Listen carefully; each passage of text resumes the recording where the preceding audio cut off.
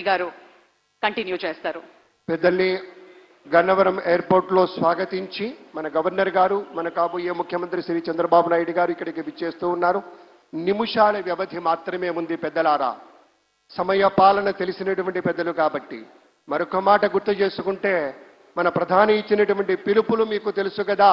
నరేంద్ర మోదీ గారు ఎప్పుడు చెప్తారు, స్వచ్ఛ భారత్, ఆత్మ నిర్భర్, బేటీ బచావో బేటీ పడావో ఇత్యాది పథకాలన్నీ కూడా మన రాష్ట్రంలో కూడా దూరదృష్టి కలిగినటువంటి శ్రీ చంద్రబాబు నాయుడు గారు కలలు కనడానికి ధైర్యంతో పాటు ఆ వచ్చిన కళల్ని సాధించడానికి సాహసంతో ముందుండేటువంటి వ్యక్తిగా చంద్రబాబు నాయుడు గారు ప్రపంచంలో వచ్చినటువంటి ఐటీ విప్లవ ఫలితాలు తెలుగు జాతికి అందాలని మొట్టమొదటగా అంచనా వేసి ఇవాళ హైదరాబాద్ మహానగరం ఒక ఐటీ హబ్గా ఉంది అంటే కారణం చంద్రబాబు నాయుడు గారని చెప్పుకోవాలి.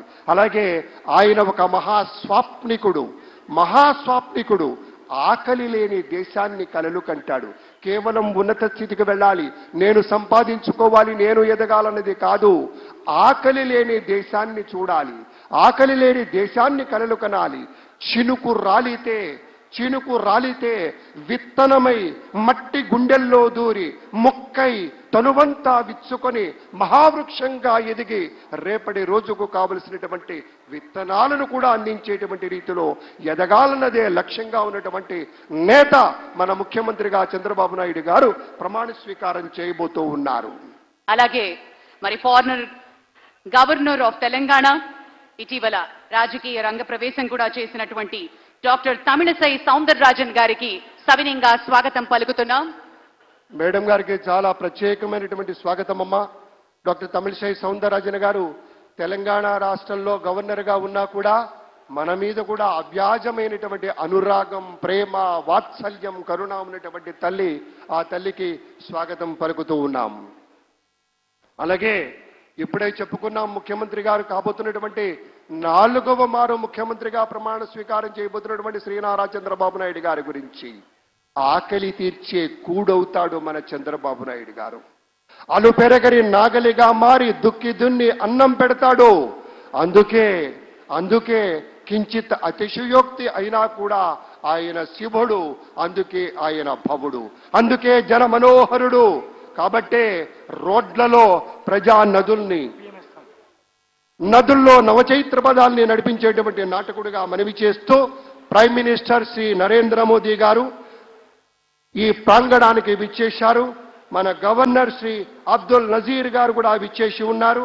కాబోయే ముఖ్యమంత్రి వర్యులు శ్రీ చంద్రబాబు నాయుడు గారు అందరూ కలిసి ఒక్క 2 నిమిషాల వ్యవధిలో, సరిగ్గా 2 నిమిషాల వ్యవధిలో ఈ ప్రాంగణానికి విచ్చేస్తారు. వారి రావటంతోనే మీకు మనవి చేస్తాం.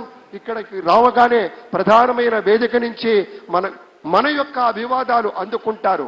ఆ వెంటనే ఈ పక్కన ఉన్నటువంటి పోలీస్ బ్యాండ్ సిబ్బంది మన జాతీయ గీతాలాపన ఉంటుంది. ఆ సమయంలో మనమంతా లేచి నిలబడాలి. అది గౌరవం, అది మన ధర్మం, అది మన లక్షణంగా మీ అందరికీ మనవి చేస్తూ, నదుల్లో చైతన్య పదాల్ని వెల్లువెత్తించినటువంటి నాయకులుగా, మనుషుల్లోని నవనవోన్మేష ఆశ వసంతోత్సవాన్ని వెదజల్లినటువంటి గుండె చప్పుడుగా ఉండేటువంటి చంద్రబాబు నాయుడు గారు 2 నిమిషాల్లో ఇక్కడికి రాబోతూ ఉన్నారు. భూమి కోసం, భక్తి కోసం, పేద ప్రజల విముక్తి కోసం నిరంతర పోరాటం, ప్రగతి కోసం, ప్రజల కోసం నిత్యం విజ్ఞాన రథం ఆయన గళం. చంద్రబాబు గారి విజయం వ్యక్తిత్వం ఎప్పుడూ కూడా తప్పనటువంటి విజయం. ఒక విశేషమైనటువంటి రీతిలో ఒక మహానేతగా ఒక ప్రమాణాలు నెలకొల్పి మన ప్రగతికి ఆనందకరమైనటువంటి ప్రయాణం చేయించేటువంటి ఒక రథ సారథే మన చంద్రబాబు నాయుడు గారు.